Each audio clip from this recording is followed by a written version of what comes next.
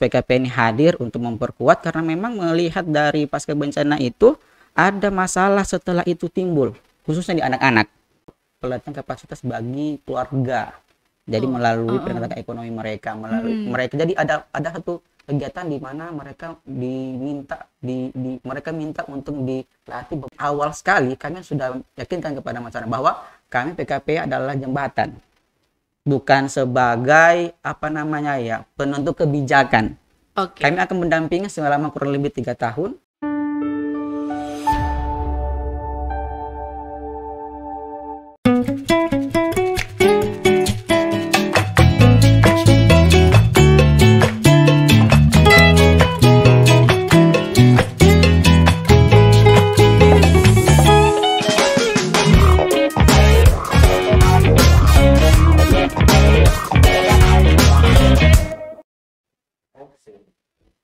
Selamat pagi, sahabat anak di Indonesia, ya. Ketemu lagi dalam sesi kali ini ya. Kita akan ada di segmen Sahabat Anak dengan dialog hari ini, diskusi hari ini kita akan bertemakan tentang kemitraan ini. Ngomong-ngomong kemitraan, gimana itu ya kemitraan gitu ya. Tapi teman-teman tahu nggak, kita ngomongin kemitraan ini kita bicara tentang satu wilayah di ujung paling timur Indonesia, yaitu Sulawesi Tengah. Ya, Sulawesi Tengah ini kalau yang saya tahu daerah sangat panas, daerah yang didominasi pantai, walau ada pegunungan-pegunungan. Tapi kita ingat ya, pada 2018 lalu di Oktober terjadi gempa, likuifaksi dan tsunami gitu-gitu. Teman-teman sahabat anak, kita kehadiran satu bintang ya di tengah ruangan kita ini ya, ruangan podcast kita ini adalah Kak Bahdad. Kak Bahdad ini bukan tamu dari Irak, tapi beliau dari Sulawesi Tengah yang kita kenal sebagai manajer area ya, manajer area di PKPA yang khususnya di Sulawesi Tengah. Nah, sebelum kita bincang-bincang tentang sebuah kemitraan, bolehkah kita tahu Kak Bahdad, kita sampaikan kepada sahabat anak di mana sih dan dengan situasi apa Kak Bahdad ini bisa kenal dengan PKPA? Oke, terima kasih Kak Sony. Luar biasa untuk kesempatan diberikan oleh PKPA Medan untuk bisa mengundang kami dari Sulawesi Tengah bisa silaturahmi sekaligus juga memberikan pendapat terkait dengan kemitraan ya Kak Sony ya.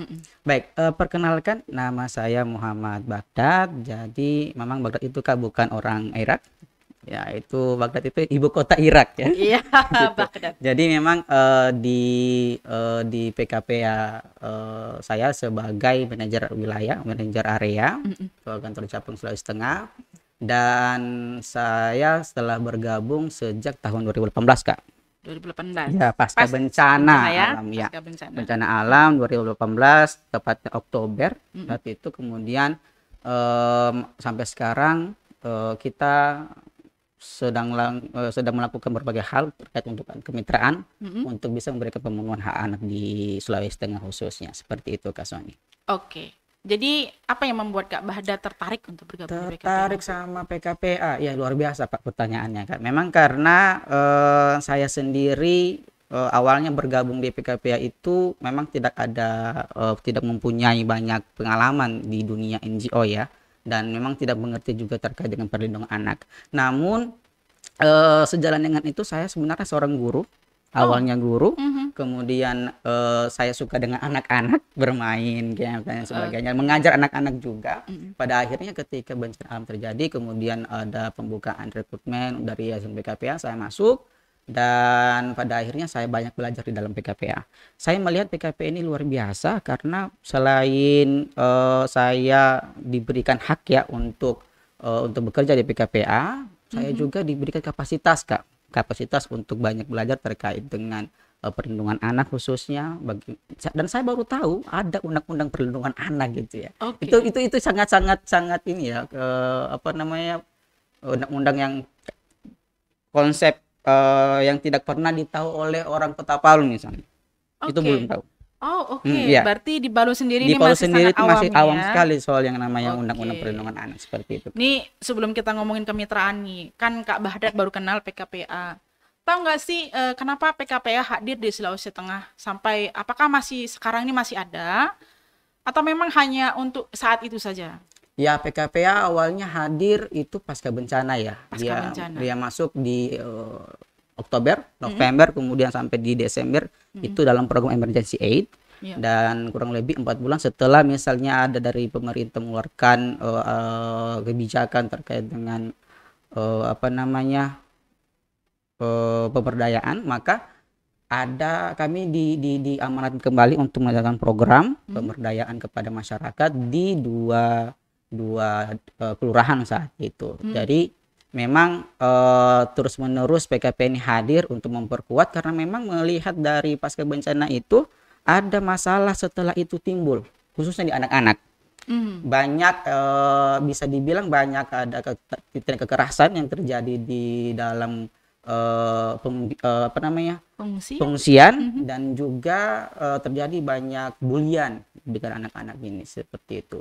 Dan sampai juga terjadi yang namanya peningkatan penurunan yang namanya ekonomi keluarga saat itu. Makanya PKPA mulai melakukan asesmen, kemudian kita menuliskan satu proposal, dia itu tembus dan kita coba untuk menggarap program yang baru untuk bisa memberikan pemberdayaan masyarakat di dalam Sulawesi Tengah itu seperti itu, Kak. Oke. PKPA hadir tidak membawa kerangka resilient atau di pemberdayaan ya di awal ya. Iya. Tapi adalah kerja-kerja bagaimana merespon sebuah Ya, benar. sebuah situasi bencana yang kaitannya dengan bagaimana memberikan perlindungan terbaik bagi anak. Baik. Nah, kita bicara dulu Kak Badat tentang bagaimana sih kerja-kerja PKPA di awal ya, sebelum menyentuh kita ranah di pemberdayaan. Nah, apa sih yang dilakukan PKPA di program yang singkat ketika bicara ngomongin tentang emergency response? Ya, ada beberapa kegiatan-kegiatan di dalam program emergency response. Yang pertama, kami melakukan yang namanya layanan dukungan sosial, dukungan psikososial. Psikososial ya. Jadi layanan dukungan psikososial ini adalah bagaimana kami bisa memberikan pelayanan kepada anak-anak berupa bermain. Kemudian kita juga menyediakan alat-alat bermain mereka. Jadi memberikan ruang kepada anak-anak itu untuk bisa menghilangkan rasa traumanya gitu. Healingnya gitu ya. Jadi dalam situasi seperti itu kurang lebih 4 bulan saat itu kami selain bermain kami juga mengajarkan tentang yang namanya WOS, kebersihan diri, cara cuci tangan yang baik dan benar gitu. Dan alhamdulillahnya juga di 4 bulan itu kami juga mendistribusikan sekitar 500 paket sekolah ya untuk anak-anak dan juga 1.800 kalau tidak salah saya kurang lebih itu adalah paket kebersihan bagi kelompok-kelompok ibu-ibu hamil, kemudian ibu menyusui dan juga lansia seperti itu, Kak. Jadi respon-respon seperti itu yang kami kuatkan terlebih dahulu kepada kelompok dampingan awal, yaitu di Kelurahan Tondo sama Kelurahan Layana Indah seperti itu. Ada 2 kelurahan ada ya. 2 kelurahan yang ada intervensi awalnya seperti itu. Dan intervensinya lebih spesifik pada kelompok berisiko ya, beresiko, anak dan lansia. Perempuan masuk nggak sih? Masuk juga, Kak. Itu tadi saya sebutkan ibu yang menyusui dan juga beberapa guru-guru sekolah dasar seperti itu. Ini kan lebih kurang 4 bulan ya, Kak ya? 4 bulan untuk respon bencana. Hal apa yang menarik dari kerja-kerja 4 bulan ketika melakukan program emergency response kemudian berpindah kepada kerangka resilient nih? Tadi pemberdayaan. Apa yang membawa kepada program berpindah kepada pemberdayaan? Ketika kita melakukan kegiatan sama anak-anak nih, kami melihat berbagai macam problematika di camp pengungsian. Di camp pengungsian itu terjadi banyak kasus atau case ya yang terjadi di mana orang tua karena mereka ini banyak masalah, kemudian mereka ini drop ya, akhirnya itu bicara dengan anak-anak cukup keras, memukul, menghina, membuli. Pada akhirnya kami mencoba untuk berdiskusi sama orang tua. Kami ini orangnya tidak tahu cara berdiskusi sebenarnya, Kak, dengan orang tua ini, sehingga memang kami ingin coba satu program yang mungkin bisa memberikan edukasi ke semua orang agar memang anak itu seperti ini loh dia lakukan, jangan sampai disakiti gitu. Pada akhirnya hal yang menarik yang kami dapati adalah ketika kami itu bisa menyelesaikan satu kasus saat itu yang mana terjadi di dalam suatu huntara. Anak-anak yang ternyata di pemerintah itu waktu membangun yang namanya huntara, ada yang namanya tempat itu ya, tempat ya saya sebutkan untuk orang tua lah itu kayak bilik asmara. Bilik asmara gitu. Jadi bilik asmara itu jadi kami saat itu kami melihat itu sangat rentan bagi anak karena itu terdapat di tengah-tengah huntara, di tengah huntara gitu. Sampai orang tua ini mempunyai jadwal tersendiri gitu untuk melakukan hal yang seperti itu orang tua ya Kak. Nah, ketika ini berlangsung selama kurang lebih 3 minggu, anak-anak yang sudah mengetahui hal itu menjadi rentan Kak. Jadi mereka itu udah kalau keluar seseorang dari itu sudah bilang ye gitu. Jadi memang itu sangat-sangat kurang efektif ya bagi anak, sehingga ini butuh sekali diedukasi, butuh sekali dipenguatkan bagi pemberdayaan bagi sebuah kelompok yang ada yang saat itu gitu. Oke, kita tidak akan membahas bilik asmara ya Kak ya. Itu susah penting kali juga buat kita. Penting Kak. Nah, kita melihat pada sisi bahwa kerja-kerja pemberdayaan ini sangat diperlukan ketika pasca emergensi. Nah, kerja pemberdayaan ini aspek apa saja sebetulnya yang bisa masuk pada ranah pemberdayaan? Untuk ranah pemberdayaan sendiri kita bentuk kelompok dulu ya Kak. Jadi pertama kita melihat dulu kira-kira kelompok yang perlu kita bentuk ini adalah kelompok yang mana bisa mengaspirasikan suara-suara mereka ke sektor pemerintah misalnya. Di program kami yang ada saat ini kita kurang lebih ada 120 ya kelompok. Banyak. Ya, 120 orang. Jadi satu desa itu ada 40 orang kurang lebih. 40 orang ya. Jadi kita bentuk kelompok, kemudian dari situ kami memberikan pelatihan, kemudian penguatan, setelah itu kita dampingi. Pelatihan apa saja yang diberikan? Nah, jadi ada beberapa pelatihan yang kita lakukan di awal ini adalah pelatihan terkait dengan ABCD, Asset Basic Community Development, di mana pelatihan ini kita selama kurang lebih 9 hari kegiatan yang kita awali dengan yang namanya perkenalan dulu, mengetahui segala macam problematika, kemudian masyarakat itu, kelompok itu diberikan waktu untuk bisa memetakan yang namanya anak pemerintah, yang mana institusi dan lain sebagainya. Pada akhirnya mereka di hari ke-8, di 9 mereka menyusun suatu program besar untuk desa, pengembangan desanya, dan nantinya itu akan disinkronkan dengan program-program desa atau program-program pemerintah kabupaten seperti itu Kak. Oke, artinya kerja-kerja pemberdayaan ini tidak melulu ngomongin aspek ekonomi ya. Tidak, tetapi memang untuk memberikan penguatan kapasitas kepada masyarakat yang ada sebenarnya. Oke. Kalau kita lihat dari kerja-kerja pemberdayaan, artinya lahir nih sebuah rancangan program yang disusun oleh masyarakat secara partisipatif ya. Dari contoh nih Kak Bahdat, program apa aja sih yang muncul di mereka yang mereka sudah desain ya kan? Kemudian yang menurut mereka ini adalah memang program pemberdayaan yang berbasis pada kebutuhan. Beberapa program-program yang kami ketahui kemarin ada di Desa Sibalaya. Jadi begini Kak, jadi ada beberapa desa yang kami dampingi. Saya kenalkan dulu desanya ya. Ada 4 desa. 4 desa. Jadi Desa Sibalaya Utara, Sibalaya Selatan. Kita mengulang kembali Kak, tadi ketika bicara konsep ABCD, lahir program-program berbasis kebutuhan masyarakat, gitu ya. Ini kalau kita sharing dulu nih, programnya apa saja sih yang menurut mereka itu adalah betul-betul kebutuhan dari mereka? Ya, jadi dalam kerangka mereka menyusun proposal, menyusun yang namanya kerangka kegiatan mereka sendiri, ada beberapa yang menurut mereka itu yang penting untuk dilakukan. Yang pertama untuk meningkatkan kapasitas mereka sendiri ya. Jadi sebelum saya masuk ke situ ada beberapa aspek sebenarnya yang mereka petakan untuk bisa, ini penting nih untuk desa nih. Ada beberapa isu yang mereka petakan. Yang pertama isu terkait dengan penguatan tentang pengurangan resiko bencana. PRB ya. Jadi Jadi setelah itu ada yang namanya penguatan kebersihan diri seperti itu. Kebersihan dan sanitasi, karena memang ada kendala-kendala terkait kebersihan di sana. WOS dan sanitasi. Kemudian ada terkait dengan pemberdayaan ekonomi keluarga sampai dengan perlindungan anak, dan itu sangat-sangat relevan kepada mereka, sehingga mereka akan melakukan itu untuk kebutuhan di desa mereka. Dan terakhir mereka akan membalut diri itu dengan yang namanya kebijakan. Nanti mereka akan melakukan kebijakan tersebut. Di sektor pengurangan risiko bencana ada beberapa inti program yang mana mereka ingin capai. Ada kayak pelatihan PVCA untuk penguatan pendidikan kebencanaan di desa. Kemudian di WOS mereka lebih pada bagaimana STBM, sanitasi berbasis masyarakat. Kemudian ada di perlindungan anak lebih concern pada bagaimana membentuk kelompok atau forum anak di desa. Oke, Seperti berarti itu. ini sangat komprehensif ya. Iya, sangat Ketika komprehensif. berbicara tentang Inklusif, basis, gitu ya ya. inklusif banget. Ketika berbicara tentang ranah kebencanaan, Ada ranah ranah kebersihan juga. perlindungan, ranah ekonomi, sampai kepada ranah kebijakan di Iya. desa itu Iya, atau di kelurahan betul. itu. Jadi Gitu ya. iya, lanjut Kak. Di dalam konsep setelah itu ada namanya pelatihan kapasitas bagi keluarga. Jadi melalui peningkatan ekonomi mereka, melalui mereka. Jadi ada satu kegiatan di mana mereka diminta mereka minta untuk dilatih pembuatan proposal.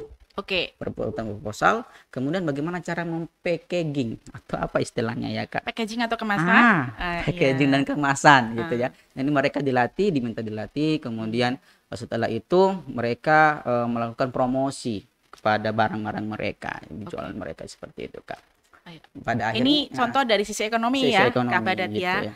Nah, kira-kira nih, ketika mereka menyusun kerangka kebutuhan itu, apakah termasuk mengidentifikasi nih siapa-siapa sih yang akan memberikan kontribusi ya kepada apa yang mereka bangun, Ya. ya kan? Apakah ada sih diidentifikasi mitra-mitra katakan? Baik, Ada Kak. seperti itu? Ada Kak. Jadi di dalam Ada. proses 8 hari mereka dilatih itu ada namanya 1 hari itu kita mengidentifikasi Oke.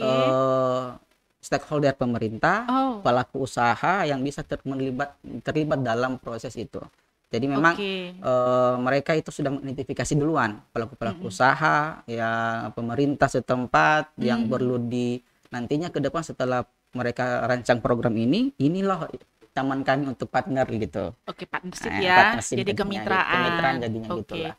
Setelah itu kami dampingi. Menurut Kak Bahdat sendiri nih sebagai perwakilan PKPA, sejauh mana nih pentingnya ya sebuah program pemberdayaan kemudian dihubungkan dengan kemitraan? Sangat penting Kak, karena gini, di Sulawesi Tengah contohnya ya, kami melihat kalau misalnya masyarakat ini kan sukanya adalah mengaspirasi suara mereka gitu. Oke. Mereka menuliskan kerangka kerja mereka. Kalau itu tidak dihubungkan dengan kemitraan sulit Kak. Oke. Karena keterbatasan mereka untuk menjangkau pemerintah tersebut sulit. Makanya kami PKP selalu memberikan pendampingan soal itu. Jadi setelah memang kerangka perencanaan mereka itu selesai, kami dampingi terus dan kami hubungkan kepada pemerintah. Kemarin kami lakukan lobby ini, Pak Kak. Jadi saya bocor sedikit. Jadi lobby ini kami mengajak beberapa pemangku kepentingan, mengajak masyarakat kelompok kami untuk melakukan lobby di beberapa dinas kabupaten seperti itu. Ada yang ke UMKM, dinas UMKM, ada yang ke dinas saya lupa namanya dinasnya itu, pemberdayaan perempuan dan perlindungan anak. Oke. Kalau di dinas UMKM ini, alhamdulillah kemarin beberapa masyarakat minta untuk bisa difasilitasi pembuatan NIP atau nomor induk berusaha, Oke. PIRT misalnya ya Kak. Oke, Jadi oke, alhamdulillahnya sekitar di desa Sibalaya Selatan itu dan Sibalaya Utara sudah hampir 50% itu Kak, masyarakat kelompok kami itu sudah mempunyai namanya NIP. Nah, ini sisanya oke. nanti di bulan ini Februari dan Maret, antara Februari dan Maret kami mengundang kembali, mendatangkan dinas UMKM melalui mereka kelompok ini untuk semuanya diajarkan bagaimana caranya membuat NIB. Dan itu gratis Kak. Gratis ya. Gratis, tidak ada Gratis. pembayaran. Dengan baju kemitraan tentunya. Dan baju kemitraan tentunya atas nama Oke. mereka seperti itu Kak. Itu sampai seperti itu. Nah, di sini kan yang saya lihat ketika kita bicara konteks kemitraan, ada hal-hal baik ternyata hasil yang diperoleh gitu. Nah, bagaimana PKPA menjelaskan kepada masyarakat bahwa walaupun PKPA melakukan kerja-kerja pendampingan, tapi masyarakat bukan pemerintah ya dalam hal ini gitu. Nah, bagaimana PKPA bisa menjelaskan kepada masyarakat posisi PKPA itu siapa? Ya, baik, betul Kak. Sebelum kami melakukan pendampingan, melakukan yang namanya berbagai intervensi kepada masyarakat ini, tentunya kami melakukan trusting dulu, memberikan kepercayaan dulu kepada masyarakat sebelum itu. Maka memang sebelum di awal sekali kami sudah yakinkan kepada masyarakat bahwa kami PKP adalah jembatan, bukan sebagai penentu kebijakan. Oke. Kami akan mendampingi selama kurang lebih 3 tahun dan kami ini Kak Pak, Bapak, Ibu bukan membawa dana besar, karena memang kalau dibilang ya di Sulawesi Tengah itu NGO itu terlalu negatif kita, negatif positif di pikiran masyarakat karena banyak uang gitu. NGO Oh, itu oke. mempunyai mempunyai Oke. banyak Banyak uang. banyak uang gitu. Jadi Iya. masyarakat saat itu pasti berpikir ketika ada NGO masuk PKPA atau yang lainnya pasti bawa uang, Bawa bantuan. bawa bantuan misalnya ya Iya. kan. Akhirnya itu yang kami putus Kak. Itu yang kami coba untuk bisa jangan sampai masyarakat ini berpikir seperti itu. Oke. Itu. Jadi kepercayaan dulu kami bangun sebelum program-program itu kami. Jadi masyarakat sudah tahu bahwa selama kurang lebih 3 tahun, 4 tahun PKP di sini, apapun yang dilakukan itu adalah bentuknya pemberdayaan dan juga pendampingan seperti itu Kak. Oke. Ada satu pembelajaran baik yang saya lihat bahwa ternyata untuk membangun pola-pola kemitraan, baik PKPA dengan masyarakat, kemudian menghubungkan masyarakat dengan pemangku kepentingan, trust itu menjadi sangat penting. Kemudian menekankan bahwa kita hadir sebagai mediator tadi ya, jembatan gitu kata-kata Bahdat itu. Itu menjadi penting ya, Penting ternyata. sekali, Kak. Penting sekali, itu sangat penting dilakukan sebelum awal program masuk, intervensi masuk, kita harus memberikan kepercayaan dulu sama masyarakat karena itu sangat penting. Itu yang kami lakukan 3 bulan Kak. 3 bulan 3 ya? bulan itu kita tidak pernah melakukan program dulu, tapi kami turun dulu perkenalan, kemudian apa kita ingin mengetahui dulu apa yang mereka kerjakan. Kita curhat-curhat gitu-gitu. Jadi jadi mereka itu di beberapa 4 desa ini mereka punya agenda-agenda setiap minggu. Jadi kami ikutan dulu. Tapi Oke. sebelum itu kami sudah sampaikan ke kepala desa, Pak, kami mau masuk nih Pak, gitu. Persetujuan dulu. Setelah 3 bulan, kemudian barulah kita undang semua pemangku kepentingannya. Alhamdulillah respon sangat baik saat itu. Ini penting kayaknya ini. Bagaimana mengubah cara berpikir masyarakat? Karena pada umumnya ketika terjadi bencana nih, dari belajar dari pasca tsunami ya, bahwa masyarakat ditempatkan pada orang yang tidak punya.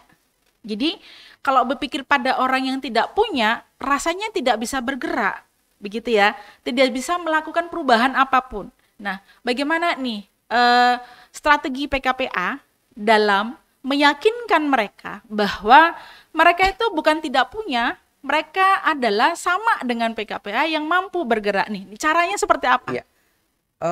Saya akan menjawab itu di awal tadi, di mana kita itu sudah setelah kita trusting, kemudian kita melakukan yang namanya perkenalan kepada masyarakat, setelah ada pelatihan. Yang tadi saya sebutkan adalah pelatihan ABCD. Oh, oke. ABCD ini kan sebenarnya adalah satu konsep atau tools yang bisa menggerakkan masyarakat. Jadi dalam 8 hari itu kami membiarkan aja masyarakat itu berpikir. Berpikir bagaimana caranya ini desa kalian.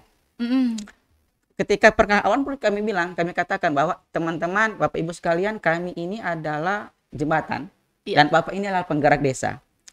Dalam kerangka menggerakkan desa itu tidak semestinya kami yang bergerak. Walaupun misalnya Bapak Ibu mengatakan bahwa kami punya uang nih, punya dana besar nih. Tetapi yang harus setelah program selesai kan kami selesai Pak. Bagaimana setelah itu? Maka kami yakinkan dengan konsep mereka yang susun.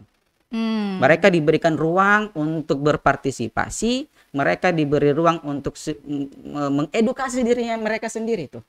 Agar mereka betul-betul mengetahui siapa diri saya, siapa orang yang samping kiri saya, dan siapa nantinya akan berkontribusi kepada saya. Mereka sudah tahu seperti itu Kak. Pada akhirnya setelah itu selesai semuanya 8 hari, kemudian kami latih berikutnya, akhirnya sampai sekarang tuh Kak, banyak perubahan di desa, terutama saya cerita sedikit Kak di desa Sibalaya Selatan. Itu kepala desanya sendiri Kak yang katakan sama kami.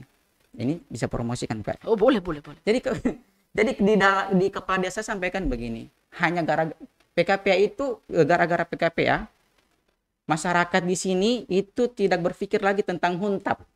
Itu bayangkan Kak, itu hampir semua NGO masuk itu berpikir soal huntap. Bagaimana huntap. Tapi ketika PKPA masuk, kepala desanya sampaikan sendiri Kak, itu gara-gara PKPA masyarakat saat ini tidak berpikir lagi yang namanya huntap. Mereka yang penting senang dulu, yang penting mereka ikhlas dengan apa yang diberikan kepada Tuhan, dan pada akhirnya setelah itu mereka bisa menerima apapun yang terjadi. Pada alhamdulillah sekarang mereka sudah bisa merasakan huntap mereka Kak. Ini sekarang dibangun huntap mereka tuh.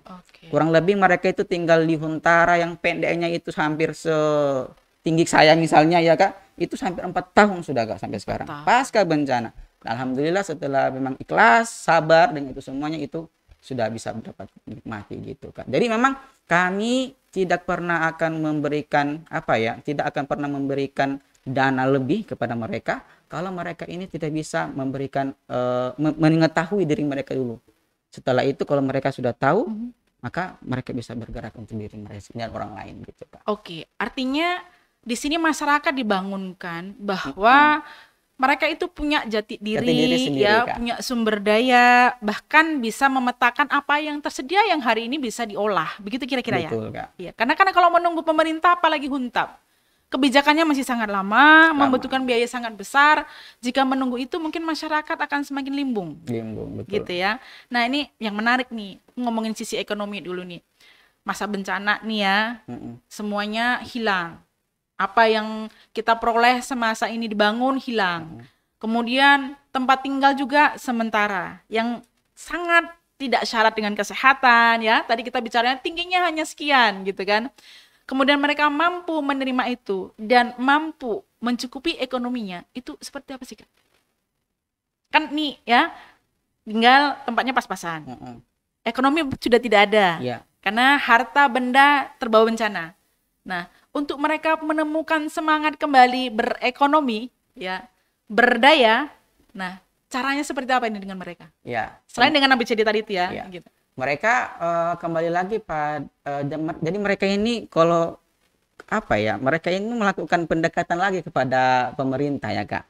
Jadi dalam konsep kami sendiri di PKPA Sulteng itu kami coba membawa mereka ke pemerintah. Oke. Ya, membawa pemerintah kepala desa, kemudian berdiskusi kira-kira kebutuhan mereka ini seperti apa.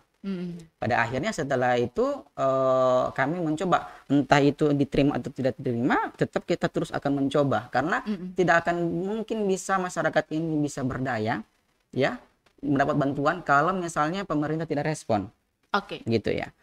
Itu yang pertama. Yang kedua, kami membantu mereka dalam sisi penabungan. Jadi setelah ABCD, ABCD ini berlangsung, ada yang namanya konsep CUK, kredit union. Jadi sistem nabung, ya, sistem pinjam meminjam. Jadi ada kurang lebih seperti itu. Jadi 40 orang ini kami melatih mereka untuk menabung. Selain itu di dalam penabungan mereka bisa pinjam setelah mereka itu nabungnya 3 bulan. 3 bulan. Itu, Kak. Setelah 3 bulan mereka boleh pinjam. Kurang lebih berapa ratus ribu mereka bisa pinjam, 500.000 boleh pinjam. Setelah itu mereka bisa cicil. Cicil pun sangat murah ya Kak. Itu jadi memang dari situ prosesnya untuk melakukan perubahan itu Kak.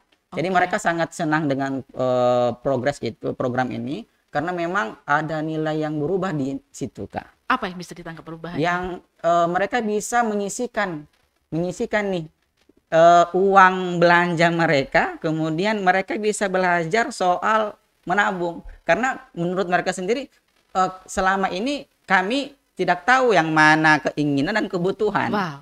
Kadang mereka tidak tahu itu. Pokoknya beli aja, yang penting keinginan kami gitu. Setelah ada PKPA masuk, kami dilatih yang mana kebutuhan, yang mana keinginan, sehingga ada spare dana yang kami bisa simpan itu untuk kebutuhan lainnya.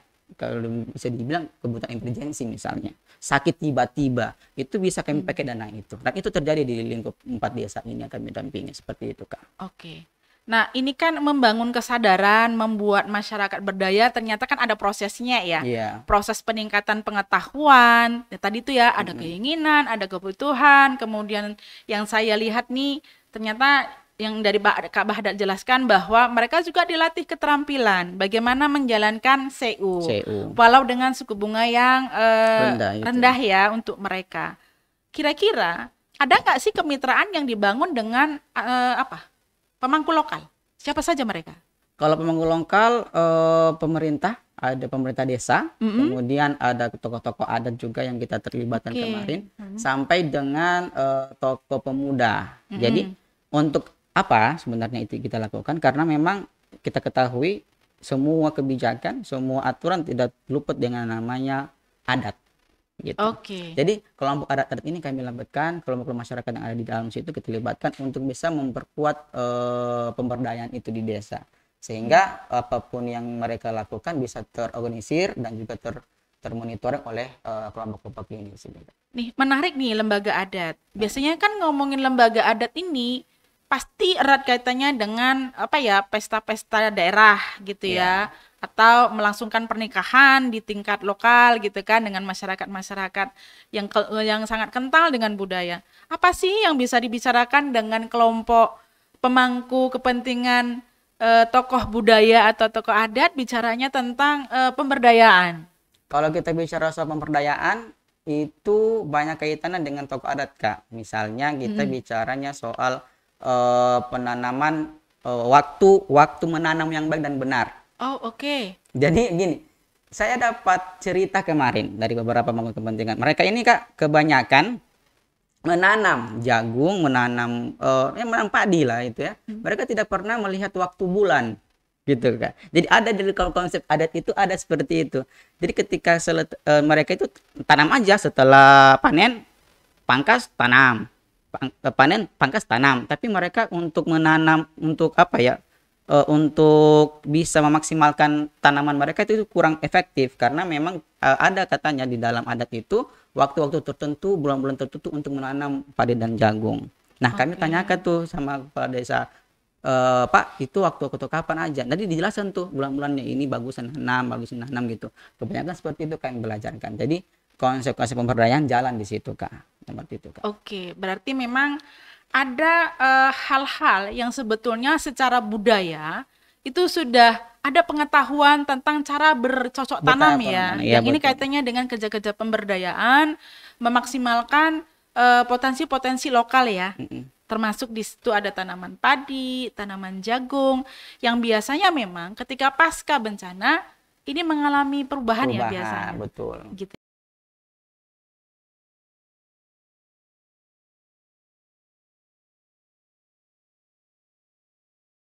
Nah,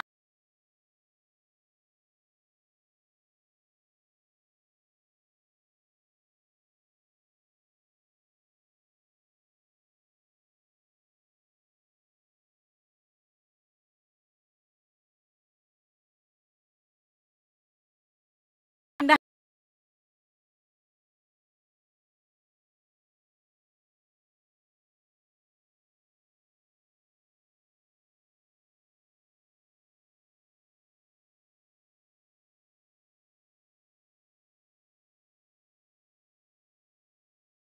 dan kota, apalagi dalam konteks bencana.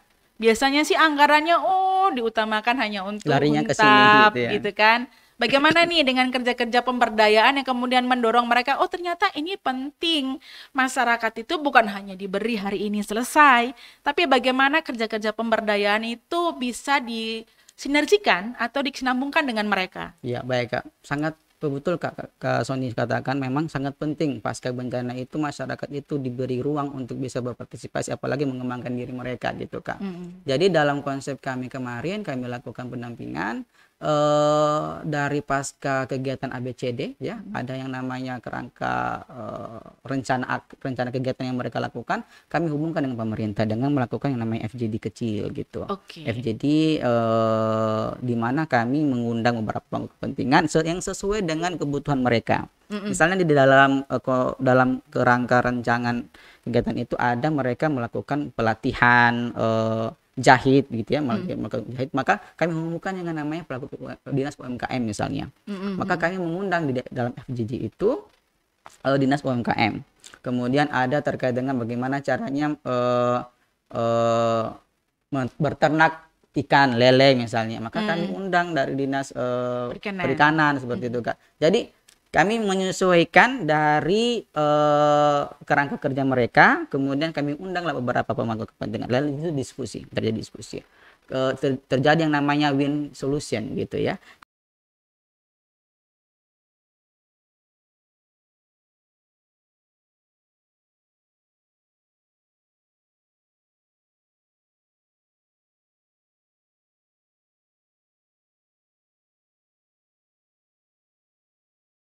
Dengan kami itu untuk bisa masuk dalam pelatihan-pelatihan tersebut, Kak. Bahkan di beberapa tahun yang lalu 2021, 2020 misalnya, sampai 2021 di Kelurahan Tondo, alhamdulillahnya terbukti. Iya. Akhirnya masyarakat di sana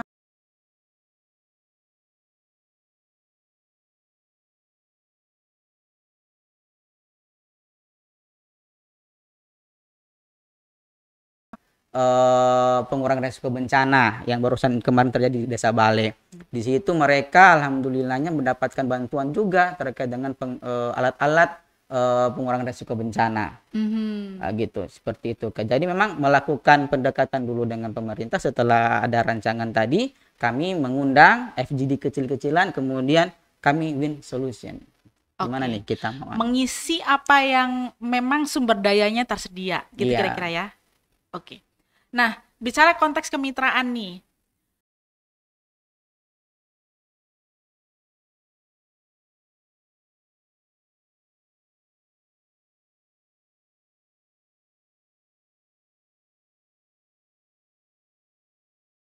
Masyarakat. Apakah kemudian membuka ruang untuk pemerintah melakukan kerjasama dengan masyarakatnya langsung? Iya, sangat Kak. Jadi alhamdulillahnya pasca PKP membentuk kelompok, saat itu juga pemerintah langsung respon. Itu tadi yang pertama yang kita lakukan adalah trusting. Trusting dulu. Kalau tidak seperti itu sulit untuk memberikan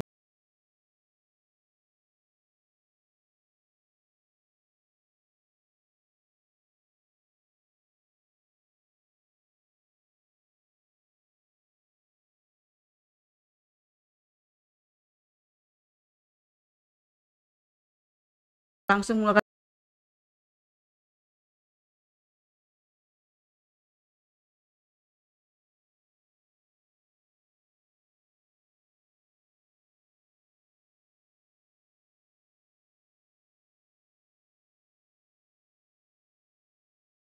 dengan program, kemudian rancangan-rancangan pembantuan itu dijadikan kepada kelompok-kelompok yang telah dibentuk itu. Karena mereka berpikir apapun yang telah mereka berpikir bahwa ketika ini dibentuk dan didampingi rutin kalau oleh PKPA atau NGO yang lain, maka ini pastinya akan berlangsung terus-menerus seperti itu. Oke.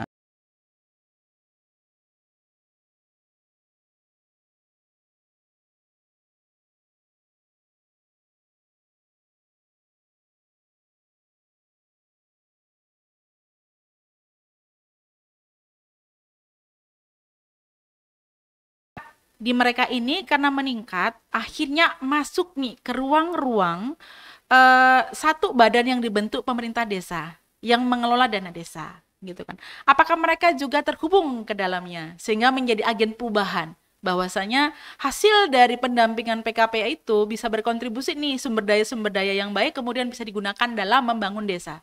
Iya, benar Kak. Jadi memang alhamdulillahnya setelah pendampingan setelah kelompok ini selesai, maka ada beberapa kelompok-kelompok yang memang untuk penguatan di desa dibentuk di desa, mereka itu dimasukkan di dalam situ. Jadi mereka itu sudah diundang di desa. Kemarin ada ya beberapa kemarin itu ada Desa Bale diundang tim RVT kita yang kita bentuk kelompok pengurangan risiko bencana diundang ke desa, kemudian memberikan aspirasi mereka, kebutuhan mereka apa lagi yang dibutuhkan. Begitu juga di Desa Sibalai Utara dan Sibalai Selatan dan Desa Numpa Bomba, mereka diundang. Kemudian diberikan keinginan mereka apa sih sebenarnya. Dan mereka itu alhamdulillahnya dana desa itu ada beberapa persen itu mereka diberikan kepada mereka ini Kak. Karena memang mereka dilihat aktif dan produktif untuk mengembangkan desa mereka sendiri. Seperti itu Kak. Oke. Nih ngomongin lagi nih, kerja-kerja pemberdayaan sering orang mengidentikan dengan isu ekonomi, gitu kan? Sementara tadi yang kita lihat kacamatanya nih, ternyata kerja-kerja pemberdayaan itu bisa menghidupkan, misalnya ada program-program resiko pengurangan bencana nih, gitu kan? Nah, kita mau tanya, apakah dalam program pemberdayaan ini juga menyentuh nih forum anak? Sangat Kak. Sangat, jadi memang program pemberdayaan ini sangat menyentuh si forum anak ini. Karena memang di awal tadi saya sampaikan bahwa dalam menyusun kerangka tadi mereka punya namanya rencangan untuk membentuk forum anak. Nah, apa sih forum anak itu? Kalau forum anak di desa ini kan sebenarnya dibentuk untuk bisa memberikan ruang publik ya, ruang besar kepada anak-anak ini bisa berkontribusi. Dan saat ini di PKPA Sulteng itu anak-anak ini sudah banyak melakukan aspirasi, melakukan kegiatan-kegiatan yang itu menurut pemerintah desa bisa membantu program desa. Dan akhirnya memang pemberdayaan anak-anak ini lebih terjamin menurut saya seperti itu, Kak. Oke. Dan ada satu, Kak, di Kota Palu. Di Kota Palu ini kita sudah melakukan anak-anak ini sudah melakukan advokasi, Kak. Membentuk yang namanya Satgas Perlindungan Anak Online. Jadi mereka itu secara mereka ada 15 orang anak.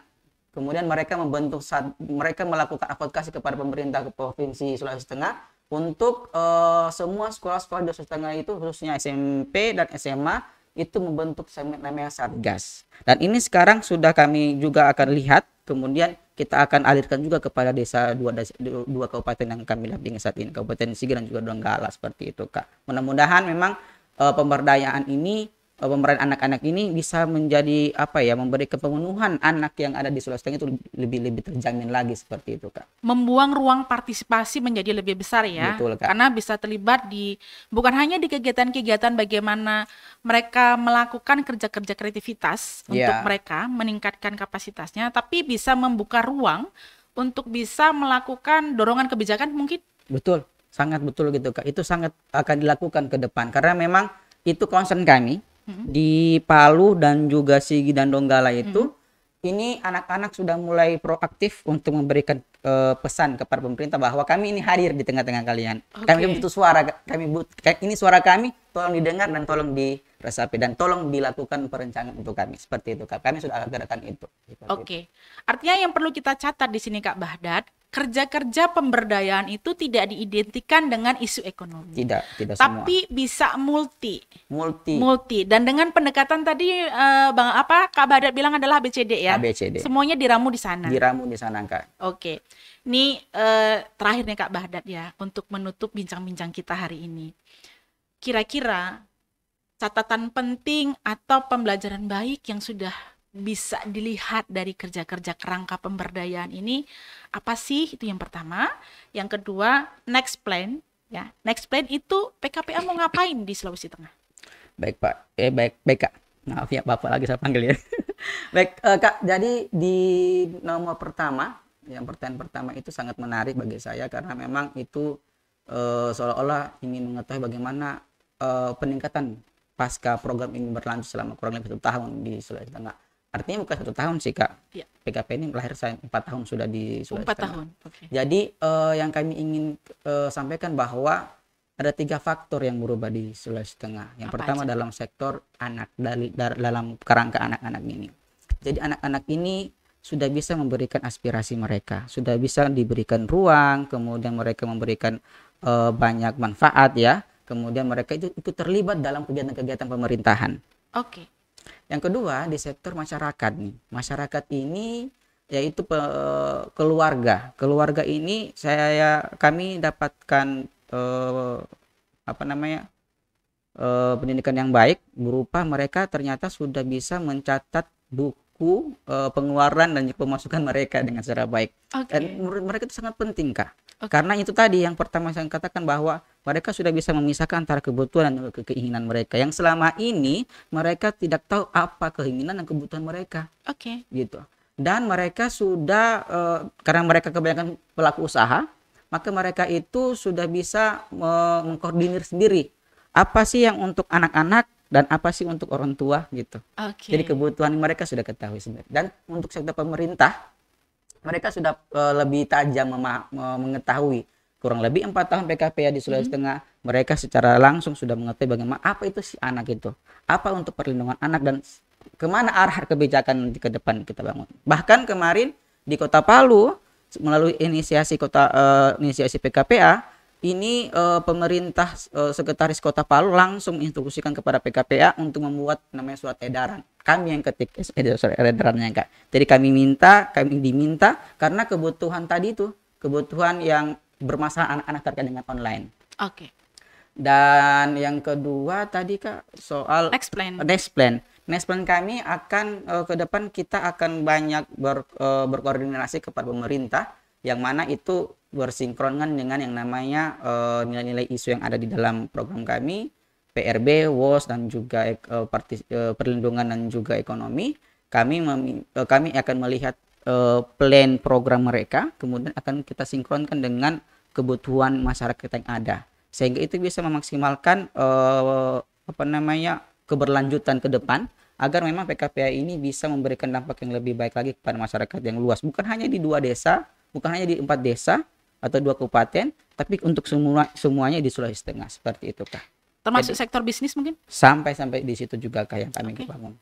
Mudah-mudahan ini terlaksana di tahun 2023 karena memang itu sangat penting, dan nantinya di tahun 2023 ini juga Kak, kita akan planning ada yang namanya bazar, event besar yang mana itu akan mengundang seluruh pemangku kepentingan dan sektor usaha yang kami dampingi untuk bisa terlibat dalam kerangka itu untuk mempromosikan nilai-nilai pemberdayaan, nilai-nilai perlindungan, nilai-nilai pengurangan risiko bencana, untuk bisa orang-orang ini tahu ini loh hasil dari selama ini PKPA dampingi, begitu Kak. Dan memang untuk mempromosikan bahwa nilai-nilai perlindungan anak ini sangat penting untuk diketahui dan dicermati oleh masyarakat luas. Karena memang betul-betul Sulawesi Tengah itu masih minim sekali terkait dengan pengetahuan tentang perlindungan anak, seperti itu Kak.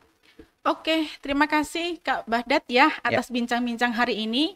Sahabat anak dimanapun berada ya, dalam segmen Sahabat Anak, perlu kita catat bahwa untuk kerja-kerja pemberdayaan sebagai pendekatan itu bukan hanya pada sisi ekonomi, tapi bisa menjadi banyak pilar yang secara inklusi akan menyumbang pada keberlanjutan dari pembangunan masyarakat di wilayah itu sendiri. Terima kasih, salam tangguh buat Sulawesi Tengah ya, yang hari ini mulai bangkit dari keterpurukan bencana, dan semoga perlindungan anak di Sulawesi Tengah menjadi lebih baik untuk Baik, semua. terima kasih banyak Kak. Terima kasih Kak Bahdat untuk sesi kali ini. Terima kasih.